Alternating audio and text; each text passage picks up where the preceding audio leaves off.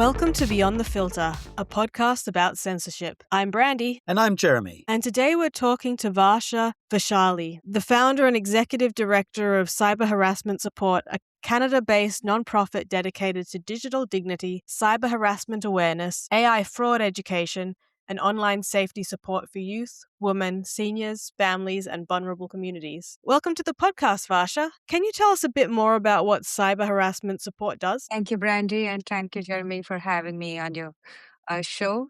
My name is Varsha Vaishali, and as you said, Cyber Harassment Support, or CHS, is a Canada-based nonprofit focused on digital dignity, cyber harassment awareness, AI fraud education, and online safety support. Our work is mainly in three areas: prevention, awareness, and victim navigation. We educate communities about online harms such as cyberbullying, sextortion, impersonation, image-based abuse, doxing, online hate, scam, and AI-enabled fraud. We also help people understand practical steps when they are targeted online, how to preserve evidence, where to report, when to involve platform, police, school, employers, or legal support, and how to avoid making the situation worse in panic. CHS is not a law firm, police agency, or crisis line. We are a support navigation organization. Our goal is to help people feel less alone and more informed when they are facing online harm. That's why our slogan is empowering every voice, ending cyber silence, because every click deserves respect. So, what prompted you to establish Cyber Harassment Support? I started CHS or Cyber Harassment Support because I saw a serious gap between online harm and practical support. I'm myself into IT industry since last 15 years, and I always believed that technology is to help people, not to exploit them. Many people experiencing cyber harassment were just told block and report. But in real life, the situation is not so simple. It's more complex. Some may be facing threats, sexual humiliation, impersonation, or professional damage. Even it leads to financial extortion or content that keeps resurfacing online. Blocking alone doesn't solve the problem. I have seen many cases personally where getting minimum requirements like education and other things had been stopped because of cyber harassment. After looking into these cases across the globe, I thought we need to educate people, empower people, and give them practical direction and support them emotionally. For me, CHS came from the belief that online harm is real harm and digital dignity should be treated as a part of human dignity. When someone first comes to you for help, what are the most common situations you see? Stalking, image-based abuse, impersonation, threats, doxing, financial extortion, or something else? I'll tell you some real stories that I have dealt with without naming anyone. When I started CHS, I thought start focusing on Canada, and then I will go global. But the first case that came from me was from Nigeria and different parts of the world where young girls came because of image-based abuse, the sextortion or fake profiles. And that really moved me. I see many cases of sextortion, image-based abuse and profiles. I also see dogpiling, online stalking, doxing, and financial extortion. We also see many cases of harm which is layered. For example, a person may first face emotional manipulation, then intimate image threats, and then fake accounts. A growing area in AI-related harm, fake image, clone voices, and fake accounts, and scams that look more like convincing than before. CHS also has a tool called AI fraud detection tool. We have made it in the interest of public. If they have any kind of image-based abuse happening through AI, they can upload the image and check whether it's a AI-generated image or a real image. So that's an initiative that CHS has taken to help people. So what's the first practical advice you give to someone who's panicking because abusive or intimate materials being circulated online? The first advice that I always give victims, and also in all my webinars, is pause, take a breath, and do not act from panic. Then preserve evidences, take screenshots, save URLs, usernames, timestamps, messages. If there are any payment demands, then all the receipts of payment. Do not alter any evidence. Do not negotiate endlessly with the harasser. In sextortion or image based abuse cases, paying money often does not stop the abuse. It may increase demand. Report the content to the platform using correct reporting category. If there are threats, sexual exploitation, minor involved, extortion or stalking, or fear of physical harm, consider connecting to police or the emergency lines immediately. Most importantly, victims should know this is not their shame. The responsibility belongs to the person abusing, threatening, or disturbing the content or distributing the content, sorry. And to remember that they are not alone. We are there. CHS is here to help, support, and make them navigate through all the reporting pathways. Many victims are told simply to block and report. In your experience, when is that enough, and when does it become necessary to preserve evidence, involve police, or seek legal help? Blocking and reporting can be enough when the situation is low risk, isolated, and there is no serious threats, no immediate contain, no doxing or stalking, or no repeated escalation. I'll give you a real life example. For example, you get a friend request from on Facebook or Instagram, and you realize that this profile might be fake, or they're trying to gather more information. That's a low risk scenario where there is no money involved or no threats that have yet happened.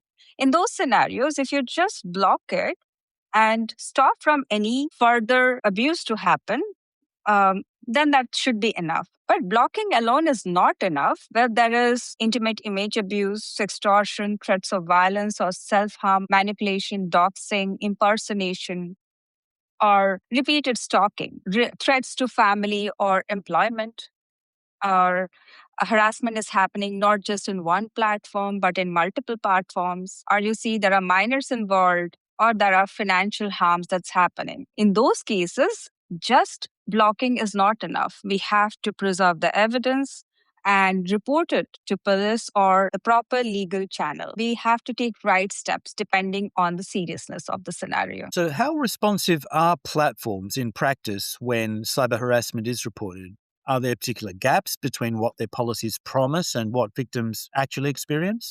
Interesting question. Yes, it varies widely. Some platforms respond quickly, and some clearly do violation of the policies. In my own personal experience, I have seen where victims have reported number of times, but they haven't received the response timely. Many victims experience delays, automated response, or unclear decisions, or contain stay up despite of obvious harm. The gap is often between platform policy and lived reality.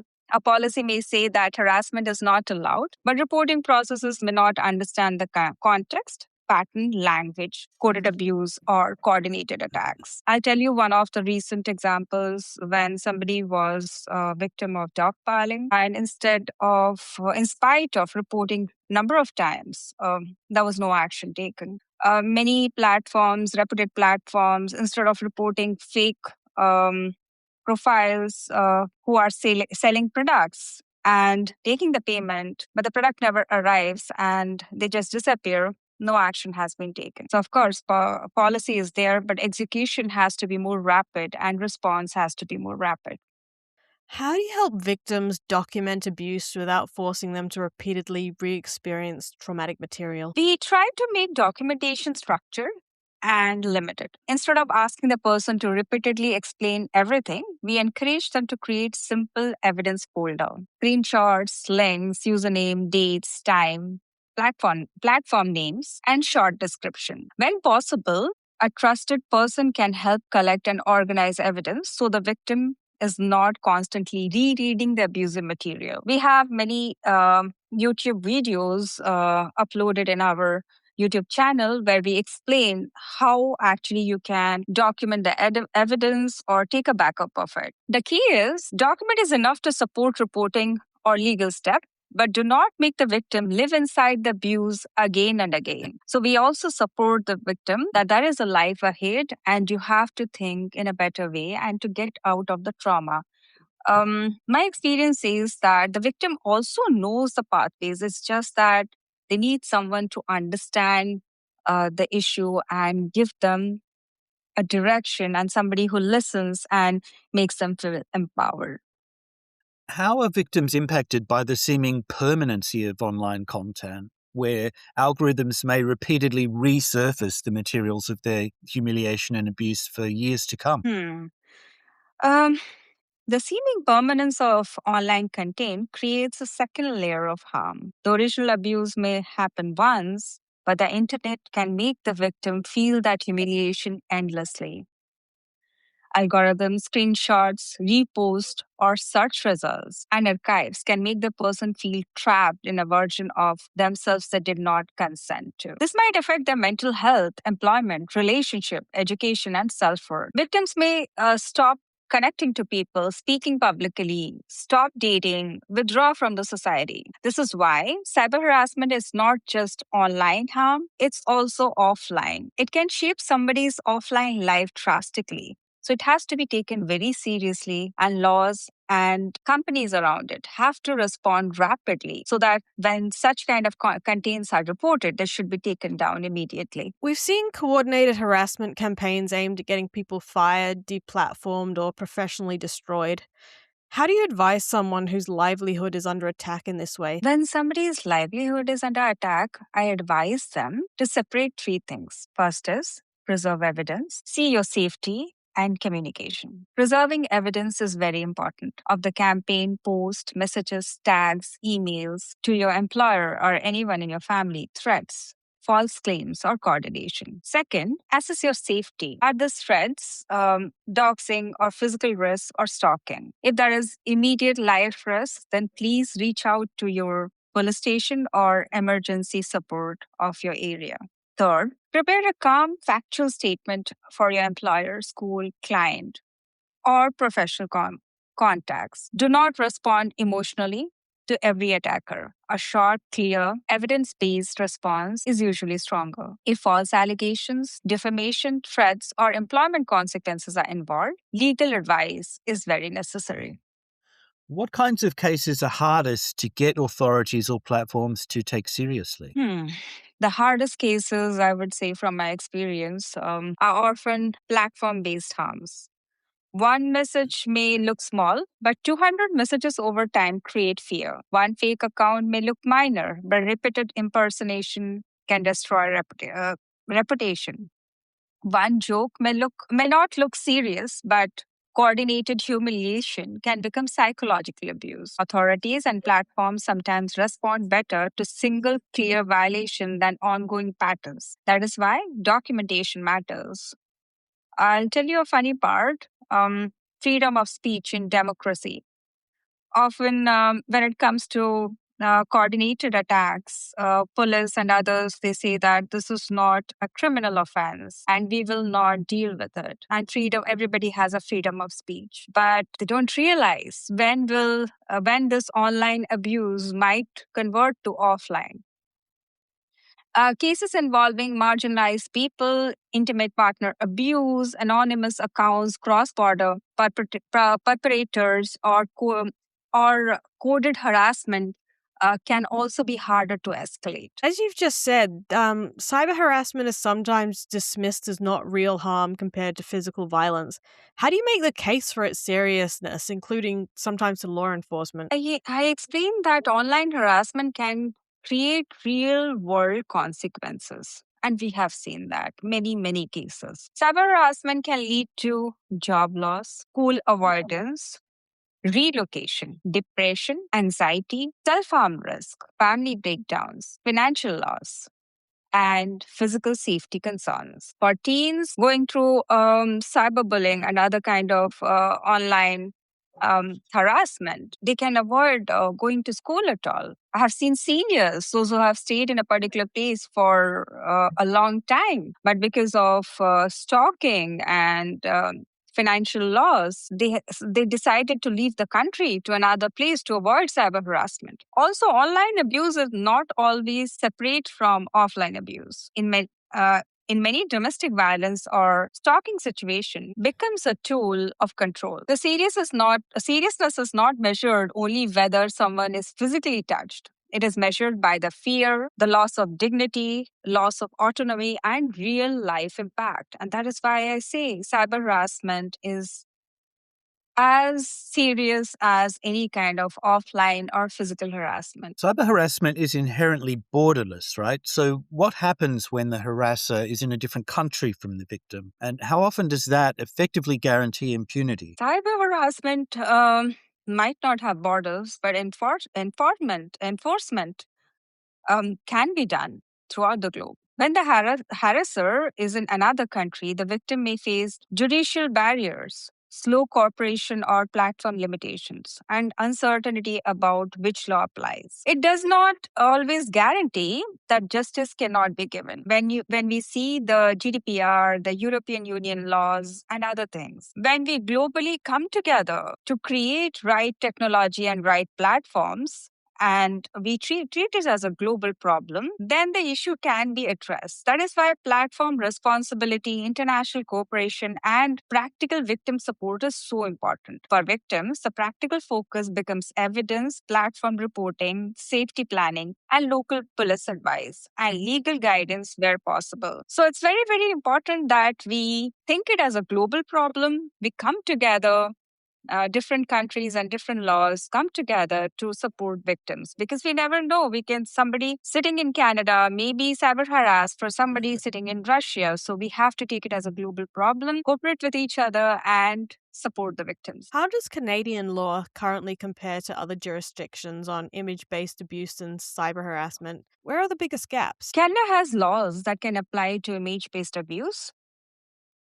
criminal harassment, extortion, threats, non consensual distribution of intimate image, privacy, and defamation. Some provinces also have civil remedies for intimate image abuse, but the gap remains. Online harm moves faster than legal system. Victims often need urgent removal, but legal remedies can take time. Cross-border enforcement remains difficult. AI-generated intimate images also create new challenges because the content may be fake, but the harm is real. The biggest gap is not only law on paper, it is practical access to help, speed of response, platform accountability, and the trauma informed processes. How much cyberbullying of minors comes from peers in their same age group? And should that affect the way we approach the problem? A significant amount of cyberbullying among minors comes from peers, classmates, friend groups, or former friends, or online communities. I often see children, teens going on Snapchat, talking to strangers. That should affect how we respond. Children and teens still developing judgment, empathy, impulse control, and digital awareness. Not every case should be treated only through punishment, education, school environment, parent awareness, or compassionate approach to the problem, and safety planning matters. School boards should make um, online safety education as mandatory education in schools. Children should be taught how to use internet responsibly. And I'm happy to share that CHS has been invited by Halton District School Board to create awareness program um, in the school in Halton. And we hope that this awareness campaigns will make children empower and give them the understanding of how to behave responsibly on internet. It's not only about the victim who's being abused, it's also about everybody, all children, to know how to navigate online responsibly. Are there particular patterns of cyber harassment that disproportionately affect LGBTQ plus people compared to the general population? Yes, LGBTQ plus people can face specific pattern. Um, Outing threats like identity based threats or sexualized harassment, doxing, impersonation, family or workspace exposure, and coordinated hate. For some people, online hate can create physical, family, employment, or housing risk. So the harm is not only offensive speech, it can threaten safety and belonging. Support must be identity aware and not dismiss unique risks that LGBTQ plus victims may face. So it's an inclusive problem. And a cyber harassment support CHS sees everybody equally and feels that everybody has a dignity online. And we also want to create awareness among the LGBTQ plus communities so that they also feel empowered and understand not to be silenced when such kind of situations come in. So here at the Centre for Online Safety and Liberty, one of our thematic areas is fandom, and we often hear about disputes over fan fiction, shipping, age gap fiction, kink content, or other controversial fan works, which escalate into doxing, threats, employment complaints, or mass reporting campaigns. So my question to you is, at what point does disagreement within a community become cyber harassment? Um, Everybody has a right to disagree, but disagreement becomes harassment when it crosses from criticism of idea into targeted abuse of a person. People can criticize content, theme, fiction, art, community norms, but it becomes harassment when there is doxing, threats, stalking, or mass reporting abuse, employment complaint made to punish someone, sexual shaming, impersonation, or attempt to destroy someone's life. The line is not, I dislike your work. The line is, I am immobili- I am mobilizing harm against you as a person. So we have to understand this thin line. Everybody has a right to survive and everybody has a right to dignity. And I do have right to disagree to something. But that doesn't give me the privilege to criticize someone to that extent that it becomes a problem for them to carry out their day-to-day activities. Have you observed a shift in the way cyberbullying has manifested over time? Like, for example, is using purity culture as a justification for harassment a relatively new phenomenon? I think online harassment has changed over time.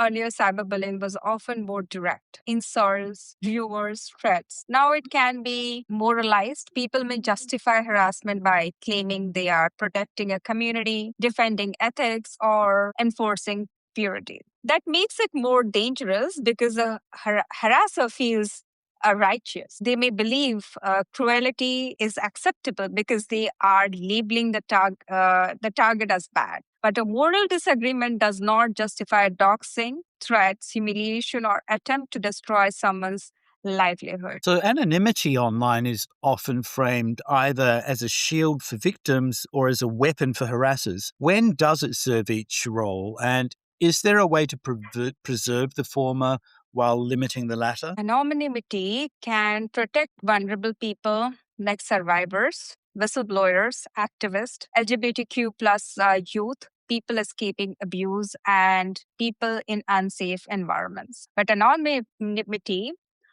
can also be used to harass, threaten, impersonate, and abuse without accountability. The challenge is not to destroy anonymity completely. The challenge is to create systems where people can speak safely while platforms can still meaningfully address abuse, repeated offenders, and coordinated attacks and serious threats. So I want to just summarize this and say that anonymity is good when it is about survivors, whistleblowers, activists, or LGBTQ plus community, or people escaping from any kind of abuse or unsafe environments. But if somebody is trying to abuse someone or impersonate someone, we should have tools to track them down and stop that abuse. How do you distinguish between harassment that should trigger intervention and merely offensive or unpleasant speech that may not justify takedown or legal action? Not all offensive speech should trigger takedown or legal action. The key question are, is it targeted? And if it is targeted, is it repeated? Is there a threat involved? Is there doxing? Is there intimate content? Is somebody trying to impersonate? Is there coordinated pile-on? Is there a power imbalance? Is there a real life harm or fear? Is a fear of any physical harm? A single unpleasant opinion may be a speech, a sustained campaign to intimidate, expose, threaten, or destroy someone. I call it harassment. So what safeguards should exist to prevent harassment reporting systems from being weaponized against activists, journalists, sex workers, queer people, or unpopular speakers? The reporting system need due process and context. Safeguards should include clear definitions, human review of complex cases, appeal mechanism, protection against mass reporting abuse, recognition of counter speech and victimism, special caution where reports targets and marginalized people, journalists, sex workers, or queer communities, or unpopular speakers. A safety system itself becomes censorship tool if it can track fairness and accountability. How has AI changed cyber harassment, especially deepfakes, voice cloning, fake profiles, and automated pylons? AI has made cyber harassment faster, cheaper, and more believable. We now see risks such as deepfakes, intimate images, voice cloning, fake screenshots, fake profiles, automated harassment, romance scam, impersonation, and AI generated email for phishing, which looks very legit. The terrifying part is that the content does not have to be real to cause the real harm. A fake intimate image can still humiliate, threaten, and damage someone. AI has also increases the scale. One person can create what looks like a crowd. One fake profile can become many. One image can be altered in many forms. So, with AI in picture, the harassment has increased, and so should the tools and the prevention mechanism should increase. So, how can technology be leveraged by platforms and individuals to reduce incidents of cyberbullying? For example, giving users greater capacity to filter content or maybe using AI to detect and filter abusive messages? Technology can help if designed carefully. Platforms can improve reporting tools, detect abusive patterns, limit repeat offenders, reduce virality of harmful content, and give users strong filter and controls. AI can help detect threats, impersonation, non consensual intimate content, and coordinated harassment. But it may now must also be used carefully because automated system can make mistakes and may silence legit speeches. Individual can use privacy settings, keyword filter, two-factor authentication, count monitoring, reverse image search, and trusted contacts. The goal is not only removal, it is to prevent and to use control. So it's more about creating technology which is responsible, which can help people um, increase their productivity in their day-to-day life rather than silencing them. So we have to work together and implement these small steps that, as I said, two-factor authentication and do reverse image search whenever you feel that something is off and have only trusted contacts. Do you think of cyber harassment as primarily a technology problem, a legal problem, or a cultural problem? And does that framing affect how you approach solutions? Actually, it is all three. It is technology problem because platform design algorithms, anonymity, and AI can amplify harm. It is legal problem because victims need enforcement rights, remedies, and accountability. But it is also cultural problem because many people still treat online cruelty as entertainment, gossip, activism, or just drama. And many people silence themselves because of the cultural pressure that what my family will think, what my church will think, what my school will think, and stay silenced. So the solution must also be layered: better law, better platform, better education, better victim support, and a culture that understands digital dignity. My framing is simple: cyber harassment is not just a screen problem, it is a human dignity problem happening through technology. So, the structure of social media platforms have changed over time. For example, with sites like Tumblr and Twitter, we've seen a move away from community based platforms to more tag and algorithmic centric platforms. So, instead of seeking out particular communities, users may be exposed to the opinions of a much broader range of people they didn't directly look for. And the nature of the websites, like Twitter in particular, also favor more succinct posts, meaning that people may strip nuance from their opinions to fit the word count. And then the reblogging and retweeting functions also mean that if you're following someone, you don't just see their opinions, you see the opinions of everyone they're sharing from. And this also means that the more outrageous opinions tend to get shared more. So ultimately, what I'm asking is, do you think the way social media platforms have shifted in design have contributed to online disagreement and thus cyber harassment? And do you think a shift in the way these platforms are designed could help remedy the issue? If I understand your question correctly, then my opinion is yes. I do think the design of social platforms have contributed to increase and intensity of online hate. Earlier, if someone disliked you, the harm might stay within smaller circles, a school, a workplace, a community, or a family group. But now features, as you mentioned, with platforms like Twitter, Tumblr, like reposting, reblogging, quote posting, tagging, screenshots, or trending topics, and the recommendation platforms of algorithms, of course.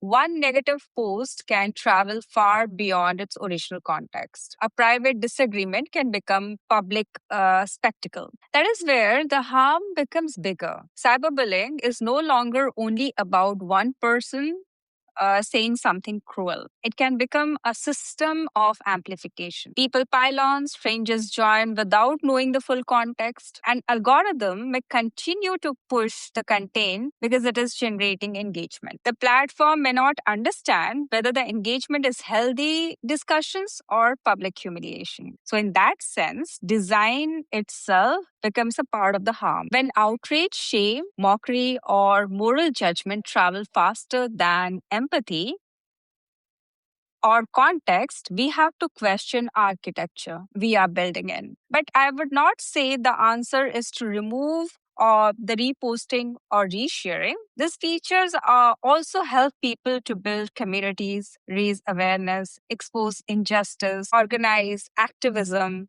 and find support. I have seen many such examples as well. The problem is not connection itself. The problem is frictionless harm. I think platforms need to move towards safety by design. That means asking, should every piece of content be should be instantly amplifiable? Should code positioning be used as a tool of mass humiliation? Should a victim have stronger control when they are being targeted? Should platforms be able to detect coordinated harm earlier? Should algorithms reward outrage less? In that way, the future of online safety cannot be only repost after. I would say the future of online safety cannot be only to report the damage, but we have to take precautionary measures. By then, the victim may already. If we do it late, then by then the victim might already have lost dignity, mental peace, might be under depression. We need platforms design which is human centric and where we understand the consequences on a human mind. So yes, I believe social platforms needs to be redesigned, not to censor disagreement, but to reduce the machinery of abuse. The goal should be digital space where people can speak, disagree, organize, express themselves without turning around human being into public entertainment. The problem is not speech alone. It is amplification architecture around speech. So platforms should understand and redesign the platform which is human centric, which is safety by design, and where people have the power to speak, but at the same time, nobody should be targeted. Thank you very much. That really kind of brings the discussion into a even larger context. I mean, cyber harassment is a large topic in itself, but I think now we're talking about just the design of the modern internet, and that's one of the biggest topics that are being discussed today. So thank you very much for your insights and for everything you've discussed with us today. It's been really valuable, and lots for us to think about there. Thank you so much. And I'm really honored to be the part of your show. And hopefully, the listeners have takeaways from this discussion and to remember that they are not alone. We are here to support, and we believe in empowering every voice and ending cyber silence because every click deserves respect. Thank you so much, Varsha. This was absolutely wonderful, and what you're doing is so important. And to our listeners, thank you for tuning in. This has been a very special session of Beyond the Filter, and we hope you'll be hearing from us again soon. Thank you. Bye-bye for now. Bye.